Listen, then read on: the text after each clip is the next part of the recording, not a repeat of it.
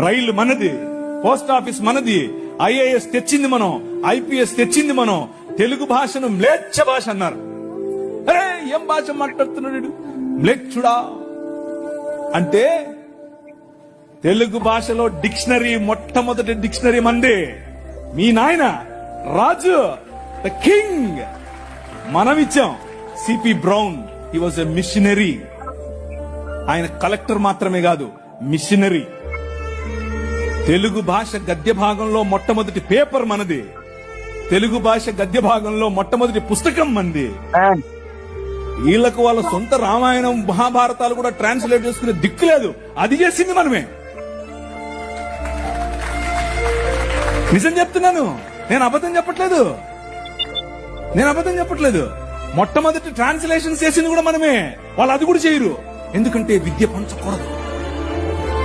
వాళ్ళ రాజ్యంలో విద్య పంచకూడదు. మన రాజ్యం అందరికీ విద్య, ప్రతి ఒక్కరూ చదవాలి. ఎందుకు? చదవాలి. అర్థమవుతుందా?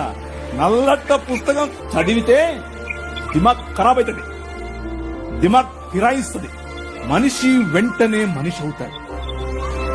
ఈ రాజ్యం మనుషుల కోసం రాజ్యం. ఆ రాజ్యం తలకాయలో నుంచి వచ్చిన వాళ్ళకి మాత్రమే రాజ్యం, భుజాల్లో నుంచి వచ్చిన వాళ్ళకే రాజ్యం.